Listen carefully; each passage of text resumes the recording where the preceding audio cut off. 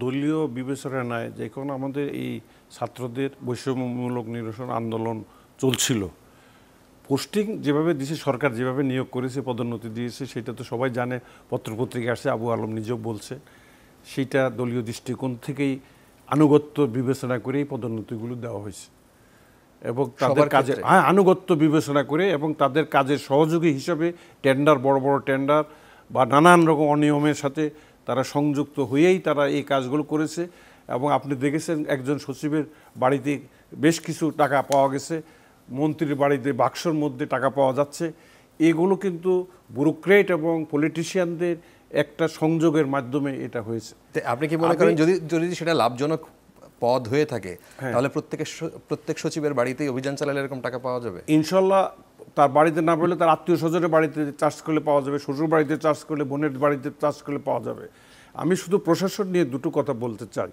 প্রশাসনের দুটো অংশ, একটা হলো সচিবালয় প্রশাসন আর একটা হলো মাঠ প্রশাসন। মাঠ প্রশাসনে বিভাগীয় কমিশনার, জেলা প্রশাসক এবং ইউএনও। উপজেলা নির্বাহী অফিসারদের পোস্টিংগুলো করে বিভাগীয় কমিশনার। সুতরাং উপজেলার একটা বিভাগে যদি 20টা উপজেলা থাকে, ওদেরকে ইন্টারচেঞ্জ করে দিলে এটা চলবে।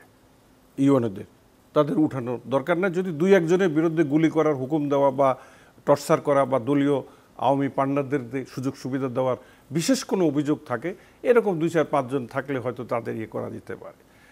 আর জেলা প্রশাসকদের বিরুদ্ধে যেহেতু তারা যে একটা বিতর্কিত নির্বাচন করেছে পার্লামেন্টের, ওয়ান পার্টি গেম, সেইটার জন্য তারা রিটার্নিং অফিসার ছিল এবং তাদের দায়িত্ব তারা সঠিকভাবে পালন করে নাই।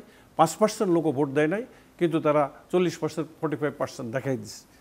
এইসব কারণে এবং এই আন্দোলন সংগ্রাম দমনে তারা এসপিদেরকে, পুলিশকে, র্যাবকে বিভিন্নভাবে তারা আইনগত সহায়তা দিয়েছে, ম্যাজিস্ট্রেটদের ডিপুট করে তারা করেছে। তাদের বিরুদ্ধে ছাত্র জনতার অনেক অভিযোগ। সুতরাং ডিসি 64 জন প্রত্যাহার করতে হবে। এখন এডিসি বা এডিএমরা দায়িত্ব থাকবে, যিনি সিনিয়র আছেন। আর বিভাগীয় কমিশনার যে 7 জন আছেন, তাদের সুপারভিশনে lack of supervision, lack of monitoring এবং তাদের অধীনস্থদের দায়িত্ব নিরূপণে তারা যথেষ্ট ভূমিকা পালন করে নাই। এই অদক্ষতার জন্য তাদেরকেও প্রত্যাহার করতে হবে এই 8 জনকে। আর সচিবালয় পর্যায়ে সচিব, মন্ত্রণালয়ে 70 জনের মতো সচিব পর্যায়ে পদ আছে, তাদেরকে দলীয় বিবেচনা দেওয়া হয়েছে এবং প্রত্যেকটা মন্ত্রণালয়ে অনিয়ম, দুর্নীতি, নানান রকম অভিযোগ আছে। সেই কারণে যারা পদোন্নতি বঞ্চিত হয়েছে, আপনি যেটা বলছেন যে তাদের বিরুদ্ধে অভিযোগ না, যাদের যোগ্যতা ছিল, ইনঅ্যাডভারেন্টলি যোগ্যতা থাকা সত্ত্বেও তাকে বাদ দেওয়া হয়েছে। সেইটা একটা আইন আছে, the general principal of seniority rules 1970। Abu Alam Shahid Khan বলছে এর আওতায় নেক্সট বিলো রুল, অর্থাৎ আমার সব যোগ্যতা থাকা সত্ত্বেও আমার কনিষ্ঠ আবু আলম শহীদ খান পরপর পদোন্নতি পেয়ে গেছে, আমাকে একই জায়গায় বসায় রাখছে। আমার কিন্তু কোনো অভিযোগ নাই, আমার বিরুদ্ধে দুর্নীতির কোনো অভিযোগ নাই, কোনো বিভাগীয় মামলা নাই, আমার বিরুদ্ধে কোনো শোকজ নাই।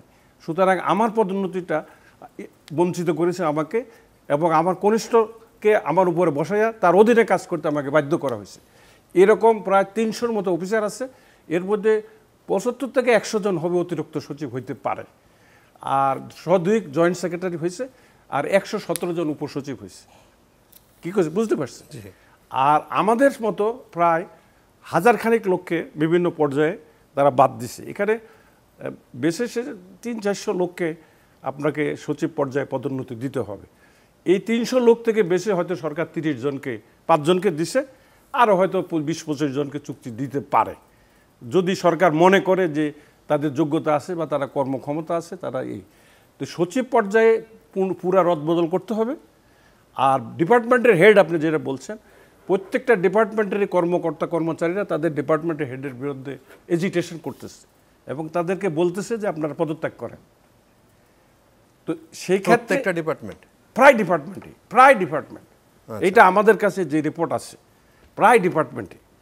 তো সেখানে নেক্সট ম্যান যে এডিশনাল চিফ আছে, এখানেও যাদেরকে বসানো হয়েছে তাদের সততার ভিত্তিতে, যোগ্যতার ভিত্তিতে, না আপনি ওয়াসার দেখেন, ঢাকার ওয়াসার এমডি সাহেব 14টার 20টা বাড়ি তার নিউ ইয়র্কে, তাকে বছরের পর বছর বাড়ি আপনার 20 লাখ 30 লাখ টাকা মাসে বেতন দেয়া আপনি বসায় রাখছেন। না, সে তো সরকার প্রধানের আত্মীয় ছিলেন, খুব ক্লোজ ছিলেন। তা জানেন আমরা, এরকম অনেকে চুক্তি ভিত্তিতে চেয়ারম্যান হিসেবে, কর্পোরেশনের চেয়ারম্যান হিসেবে, ওই এমডি হিসেবে, ডিজি হিসেবে তারাও এরকম চুক্তিতে ছিল, রিনিউয়াল ছিল, বা যোগ্যতা ছিল না, তাকে সিনিয়রদেরকে রেখে তাকে দায়িত্ব দিয়ে তার মাধ্যমে এই টেন্ডারবাজি এই সমস্ত করা হয়েছে, অনিয়ম ও দুর্নীতি।